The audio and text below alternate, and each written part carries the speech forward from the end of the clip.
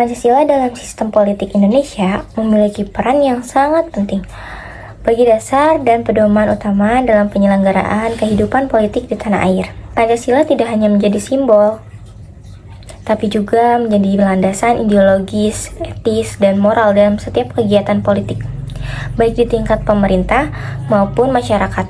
Setiap keputusan, kebijakan, dan tindakan politik harus berlandaskan pada nilai-nilai Pancasila, yaitu ketuhanan yang Maha Esa, kemanusiaan yang adil dan beradab, persatuan Indonesia, kerakyatan yang dipimpin oleh hikmat kebijaksanaan dalam permusyawaratan perwakilan, serta keadilan sosial bagi seluruh rakyat Indonesia. Sebagai ideologi politik, Pancasila mengarahkan sistem politik Indonesia agar bersifat demokratis dan berkeadilan, serta mengutamakan kepentingan rakyat di atas kepentingan pribadi atau golongan. Pancasila juga berfungsi sebagai penyaring nilai dalam dunia politik agar praktik politik di Indonesia tidak menyimpang dari jati diri bangsa. Dengan demikian, politik yang dijalankan berdasarkan Pancasila akan mencerminkan semangat persatuan, musyawarah, dan kesejahteraan bersama. Melalui penerapan nilai-nilai Pancasila, diharapkan sistem politik di Indonesia mampu menciptakan kehidupan berbangsa dan bernegara yang harmonis, demokratis, serta menjunjung tinggi keadilan sosial bagi seluruh rakyatnya. Sebagai dasar negara, Pancasila menjadi landasan utama dalam pembentukan serta pelaksanaan sistem politik di Indonesia. Selain itu, sebagai ideologi politik bangsa, Pancasila memberikan arah dan tujuan agar kehidupan politik selalu berpegang pada prinsip kemanusiaan, keadilan, serta persatuan. Pancasila juga menjadi sumber hukum dan moral yang mengatur agar praktik politik tidak menyimpang dari nilai-nilai luhur bangsa. Dengan kedudukannya tersebut, Pancasila berperan penting dalam menjaga kesatuan dan keutuhan bangsa melalui penerapan nilai-nilai dalam dunia politik. Diharapkan sistem politik Indonesia dapat mencerminkan semangat musyawarah, gotong royong, dan persatuan dalam keberagaman demi mewujudkan keadilan sosial bagi seluruh rakyat Indonesia. Baik, yang pertama ada ketuhanan yang Maha Esa. Dalam sistem politik ini menuntut para pemimpin dan pejabat negara untuk menjalankan tugas dengan moralitas tinggi, tidak melakukan korupsi, kecurangan, atau praktik politik seperti membeli suara. Pemerintah juga wajib bersikap netral dan menghormati kebebasan beragama. Yang kedua ada kemanusiaan yang adil dan beradab. Sistem politik harus menjunjung tinggi hak asasi manusia, melindungi warga negara tanpa diskriminasi, dan menghindari tindakan semena-mena atau pelanggaran HAM. Perjuangan politik harus dijalankan secara adil dan beradab, dengan menghormati hak dan martabat setiap individu. Yang ketiga ada persatuan Indonesia.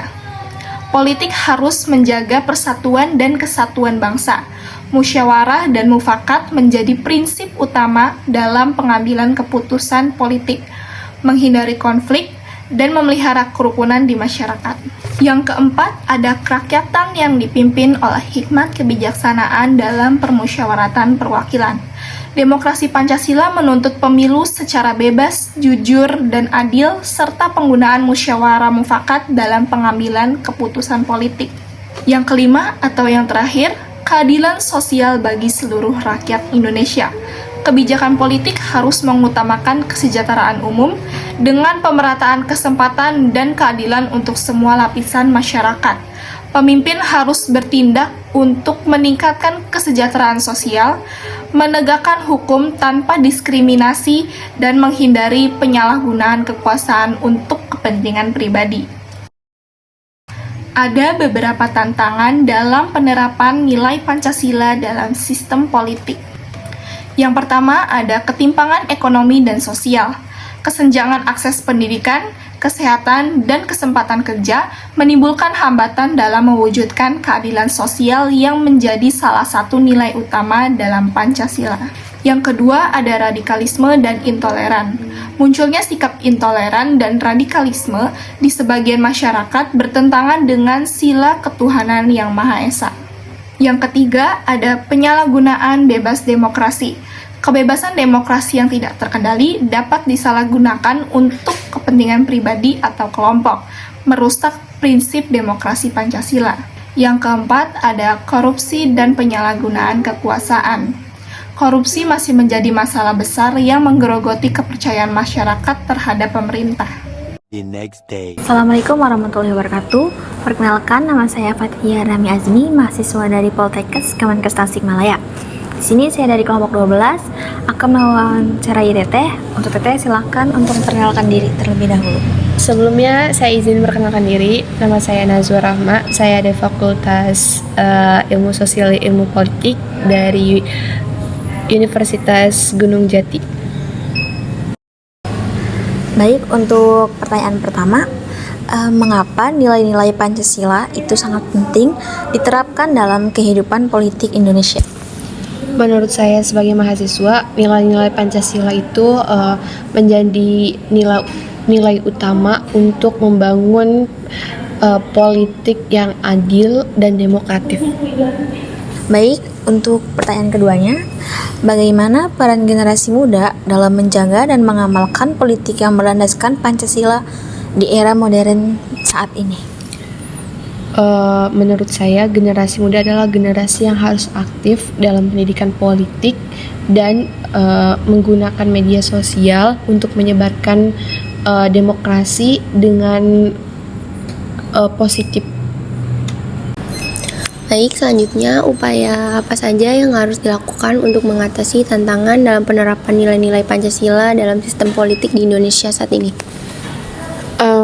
Seperti pendidikan, lalu sosialisasi politik, lalu penegakan hukum terhadap korupsi, serta peran aktif masyarakat untuk berpartisipasi lembaga politik agar politik lebih berkualitas.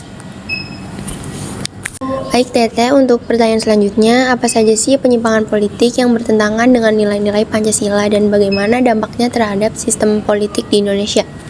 Oke, menurut saya seperti korupsi, manipulis, diskriminasi, dan politik identitas itu bertentangan.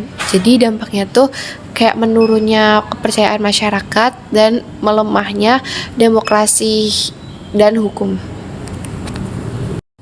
Baik, Teteh, pertanyaannya sudah selesai. Terima kasih sudah meluangkan waktu untuk wawancara pada malam hari ini. Ya, sama-sama Teteh. Terima kasih. Senang sudah diwawancara.